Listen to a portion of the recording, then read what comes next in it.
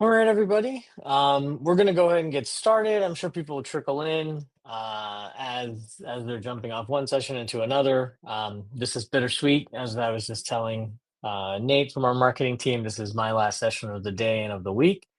There's still a couple more sessions going on, and then I think we have a customer panel later today. So please do make sure to join for that. So, that being said, we will talk a lot about manufacturing use cases today. So this was the second session I was looking very forward to. I loved the sales order one yesterday, being a distribution consultant, and the inventory one was actually really cool to talk thing through and kind of plan out and talk through with my team because again, distribution consultant. Um, right, but let's talk about manufacturing. So that being said, we'll start off same thing, right? AI is kind of like a multitude of different tools, right? It's not it's multiple different things inside of the solutioner's toolbox. It's not just a singular thing. It's not a silver bullet solution to every problem, and it's not the solution to every problem. Yeah, as long as as you may think otherwise, hearing the news these days where everyone is talking about AI. The weathermen are talking about AI, so everyone's talking about it, right? But it's not the solution to every problem, but I do believe it's going to be a part of the solution to many problems going forward. And there's some really cool use cases we'll talk through around manufacturing, right? And I thought this was an important session because we have most of our clients are manufacturing companies. They make things, right? Traditionally, that is, I think, an area of um, of industry that's really been kind of underserved from when it comes to like very innovative technology. So I thought it would be very kind of insightful to talk about how are we going to apply something like AI to manufacturing. Now I'm going to preface right that I there are a lot of really great solutions out there around robotics and manufacturing. So if you do any sort of factory automation and you use robotics with manufacturing, or if you have um, robotics with fulfillment, we are not going to talk about that too much here. Keep in mind we can integrate with AI enabled robotic solutions for manufacturing, but we're not going to talk too much about robotics itself. Although it is a very cool topic. If anybody would like to ever nerd out, please email me, and I'm happy to schedule some time where we can nerd out about how robotics will be kind of, in my opinion, the next frontier of technology and manufacturing. So that being said, let's kind of talk about orchestrations. And as I mentioned before, if any of you attended my previous sessions, which is that orchestrations are very much the heart of anything to do with AI and manufacturing, AI and JD Edwards in general, because orchestrations are essentially the way that JD Edwards enables and he consumes AI services, right? So our AI services for the ones we use are all on the Oracle Cloud Infrastructure, OCI. That's because we have a great relationship with Oracle. We really love the technology they're building in OCI, and we really love the ability to natively authenticate with and consume many of those OCI services that are available right through orchestrations, right? And what OCI enables us to do is really create that artificial intelligence based tooling inside of their platform in OCI. Things like through the digital assistant tooling they have, through the document vision components that they have, the predictive analytics components that they have, and then what we can do is using Orchestrator, we can send data back and forth, and then do actions inside of JD Edwards based on the outcomes and the results we get from the AI tools inside of JD Edwards. I will apologize in advance. My cat Onyx will probably jump up on me at some point. She's the real brains behind our AI practice and our orchestration practice. I'm just a front, so just an FYI for anybody listening. I don't know where she is, but she's here somewhere. I see her meandering around me. Um, so as you can see here on the right, the example with this is that with OCI technology, we can extract data from documents, we can extract data from images, we can have it run very deep analytics, and then send that information back to JD Edwards via an orchestration, and we can do something inside of JD Edwards via that orchestration. And like in other sessions, again, you know, I always draw the use cases towards an outcome of what will happen, but the outcomes are very company, use case, business, industry specific. So don't focus so much on what the outcome is, focus on more what the insight is that you can gain from AI, because that's going to be more applicable to your business, right? The outcome for some businesses is to update something, for other businesses is to inform something, for other businesses this is to just do nothing. The real value is in what are the insights that you're going to get and how quickly can you get those insights. What you do with it is going to be very unique to your business, right? So um we'll go ahead and move forward. So as we've mentioned before, there's multiple different types of AI, right? The ones that we're going to talk about with manufacturing is that they all really apply. You can, with manufacturing, there's really cool applications around AR, VR, especially around robot when you combine it with robotics. There's a ton of great examples and use cases around computer vision. We're going to talk about a few of those today. And the really cool thing is actually, if I'm going back to my history, the very first AI project I ever did, ever, was in 2018. It was a machine learning project with JD Edwards, and that actually was around manufacturing. It was around bills and materials and routing data. And I'm actually going to talk about that use case here.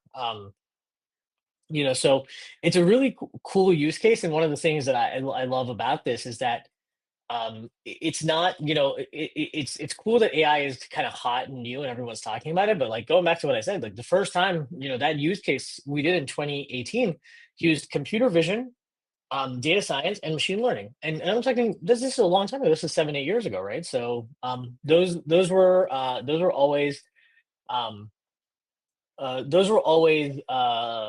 very fun projects to work on, and it's fun kind of seeing now this become more mainstream, right? Whereas, back then, I don't think people even understood the impact of.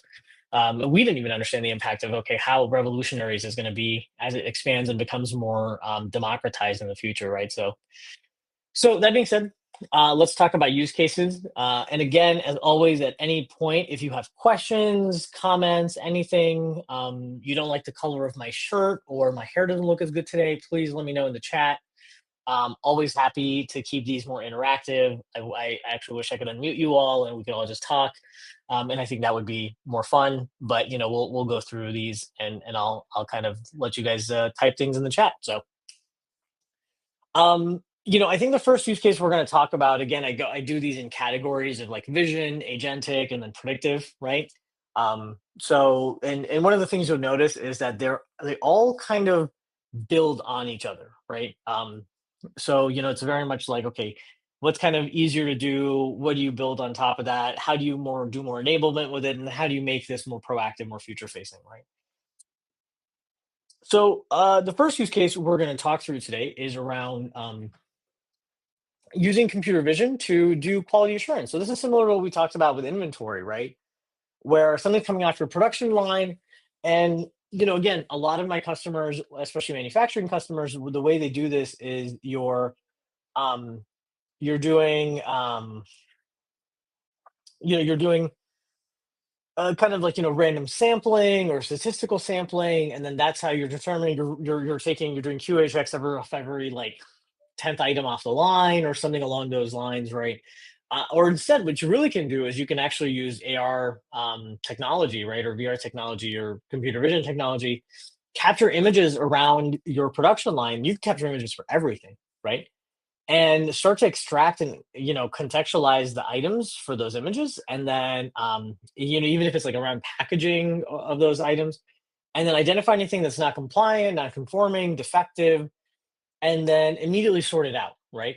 Before it kind of gets to your into your storage facilities or your distribution centers or anything like that, right? So, and and if you don't, then well, you've got really great data around storing things that are compliant, right? So you can kind of capture both, right? Is something within tolerance? Is something the right color, the right shape, the right size, right? And these systems have actually been around for a long time. I've had a customer who's a recycling plant, and they've been using something like this to separate out recycling for a long time. Agribusiness, has been using this to for fruit and vegetable sorting, right? So this is technology that's been around for a while, but it's just, again, it's more available now because we have all these great OCI services that let us do this, right? We're not talking about millions and millions of dollars to do these things anymore, right? So, I think another one of my use cases is, and this is one of my favorite ones, and this is actually an example of the one that I did back in 2018 that I was mentioning earlier, is where we can take engineered specs or drawings, even CAD drawings or PDFs, use computer vision to extract information about those, and then find what would be the bill of material or the routing for that item, right? Based on historical items, based on past items, based on past estimations or anything you've done, and then send those bombs and routings to orchestrations, which will create the item, the bomb, and the routing, right? So if you think about that, that's pretty revolutionary for a lot of customers who are doing all of this by hand. Like, if you have a PDF drawing, you import it, AI program essentially extracts that and says, hey, this is like a 95% or 99% match to this other item that you did, like 10 years ago or 4 years ago, or it's an 80% match to another item you did like 4 or 5 years ago. Or hey, it doesn't even know it's a match. It just kind of is able to assume that this is this part, this is this part, this is this part, right? And then it can build out um, uh, it can build out what the bomb and the routing is, and then send that to an orchestration. It can enter that into JD Edwards. So this can really, really expedite your product creation time. It can really expedite if you're a business that does a lot of engineering or estimating based on like customer provided specs or drawings. This can really, really expedite that time, right? So if you have a customer, or you are a customer that runs a business where you're taking in CAD drawings, and your business folks are doing estimations based on those CAD drawings, and your estimate time is like, if it's more than like 2 or 3 hours, if it's a couple of days, because a lot of my customers are estimating times like a couple of days, right? This can help bring that down drastically, right? Very drastically. So this is essentially the same use case, but rather than creating new, you can update, right? And the reason this one is important is because, and this use case came out of a real customer example of ours, where we had a customer who was doing some work around MRP, and was finding that their MRP, results were a little inaccurate, right? So there was a disagreement between the outcomes of MRP and what reality was really reflecting. And what we uncovered was that there's actually quite a discrepancy between the engineered drawings and the actual bills of materials and the routings. So, what we came up with was saying, hey, can we take your engineered drawings? Can we extract the item information around those? Can we give you essentially a percentage of how far off your drawings are from your bombs? Right. And I think that once you kind of start taking that to the next step, it's okay, I know how far they are. Can I now get them to be corrected based on my analysis of these drawings? So again, for a human being to do this would take hours and hours and days, right? But with an AI program, we just dump all the drawings in. You know, we spent hours to build the AI program, and now it doesn't really need hours to do the analysis. It really just needs seconds or minutes, and then it can send that updates to JD Edwards. And again, you can update the drawings. You can have this go to a recommendation engine. You can have this be presented to the user, and then they can make an acceptance or a rejection. But this is also kind of building off that use case of saying, okay, again, if you're a business that does estimating, or you're a business that does a lot of estimating based on specs or engineered specs or drawings you may get, this would be a really great use case for that, because you can take those drawings, You can extrapolate information out of them, and you can update JD Edwards with bomb and routing information from those, right? So now let's talk a little bit about our more agentic use cases.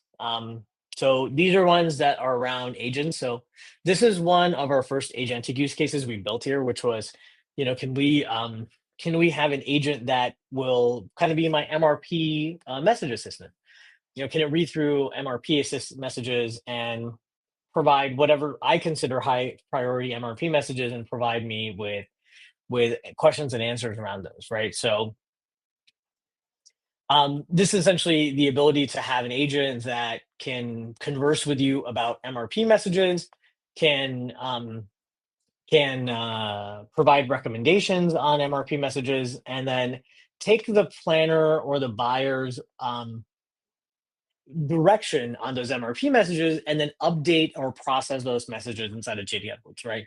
So, again, a lot of times we find these kind of when we're doing root cause analysis with these processes, a lot of times we find that the root cause is not in that somebody doesn't have the knowledge to do what is necessary to operate the business. It's that there is no capacity or bandwidth to actually go in and do some of those more keyboard click heavy burdensome tasks inside of the system. So this is again the thought process behind this is, can we remove that off of the human beings out of the human beings hands, let the human just kind of think, and let the orchestrations and the AI agents do the work, right?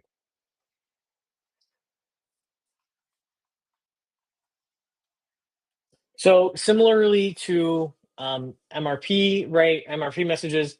The next iteration of that agent, it is still planned to be, around doing an NPS. So can we take the forecast and can we build the NPS based on that, right?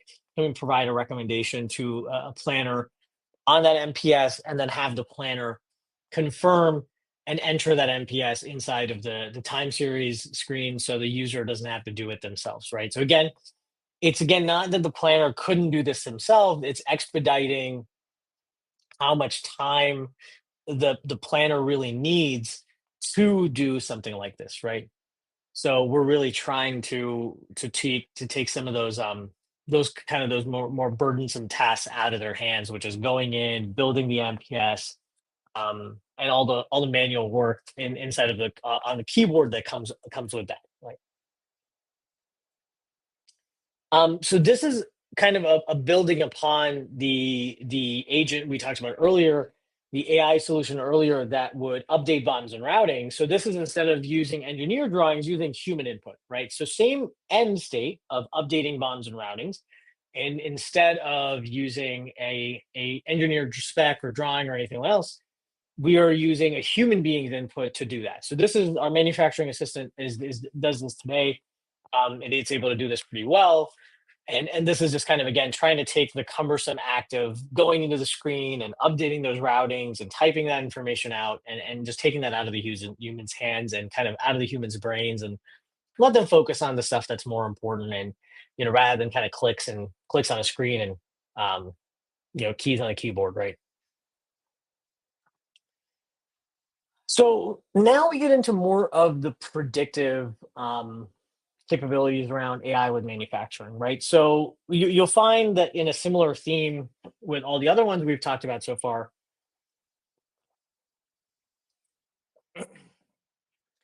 we're able to use anomaly detection and pattern recognitions to really take past work order and inventory data and start to identify items with outdated or incorrect scrap percentages, right? This is another thing that's hard to do. It takes a lot of studies for companies to figure out what really is our scrap percentage. And then there's data that can help you with that, right? There's data that, and I'm not going to be one of those people that says, hey, the data is going to just tell you the whole answer, right? But I think the data gives you a great starting place. It's like when, I'm sure some of you have kids who are writing papers and stuff in school, and they're using chat gpt to write these papers, and the thing that they're teaching kids now is that this is not going to give you the final result, but it gives you a good starting place, right? Same thing with using code coming out of some of these AI tools. it's not the final result, but it's a great starting place, right? So same thing with this is, you have you can have a predictive or sorry, anomaly detection algorithm that goes through and says, hey, you know, these multiple data points when combined together don't really agree with this outcome, right? You've got a scrap percentage of 0.25% here, right, or 2.5%. But really, all your math and everything else is actually saying it seems like it should be more, right? Or it seems like it should be less. So, you can find what those favorable or unfavorable amendments should be. But again, it's a recommendation engine. Ultimately, with these, I still always draw and recommend that a human being is making the final decision, you know, whereas the AI is kind of providing the recommendations. So we're kind of taking the laborious task of the analysis out of the human being's hands, um, and instead putting that kind of in the hands of an AI agent, and the laborious task of updating stuff inside of the system out of the human's hands. So really, what we're kind of putting and leaving in the human's hands is their judgment, right? And that's ultimately what human beings are tend to be good at. So, um, another example, or use case I want to talk through is reviewing manufacturing and inventory data to recommend routing and BOM changes, right? So, same thing here is we can analyze work order data, especially if you have shop floor or machine data being passed back into JD Edwards, where you're capturing actuals around hours or operations. If you're actually capturing things like different machinery that you're using, you can mine that data and start to recommend bomb or routing changes or alternate bomb or routings that you need to create, that are kind of along this, right? So same thing, with a recommendation engine, you can take that information, you can extrapolate different patterns out of it, and then you can provide that back. And again, you still want the human being kind of there as the person who's making the ultimate yes or no decision. But we're taking the laborious task of analysis and the laborious task of updates out of the human being's hands, and we're really keeping the value add task of judgment and decision making inside of the human being's hands, right? Human beings basically RoboCop, it's ultimate judge. Right? So another predictive model that I think is really interesting here is anomaly detection and pattern recognition to identify work orders that are at risk or high probability of delay or quality risks, right? So if I for example have a customer where they complete a work order, and oftentimes they complete this work order and they'll find that, oh man, 30% of the parts we made in this work order are out of spec, right? So first of all, we should be talking about that very first use case we talked about, where you're doing QA checks while you're manufacturing. If you don't, then the other thing you do is you kind of come with the other side of it, which is, okay, can I identify items that have a high probability of risk around quality, or high probability of risk around completion, because my capacity is constrained.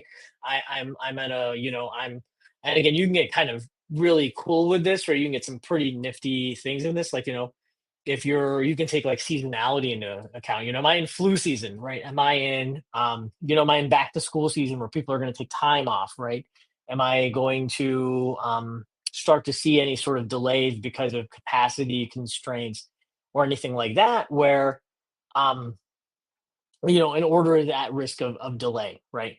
And then the big thing still, as I'm always drawing back to these, is that you draw to a recommendation, and then the human being makes the decision on, do we need to change work order dates? Does that need to become planned back? Does that need to adjust ultimately our master production schedule, right?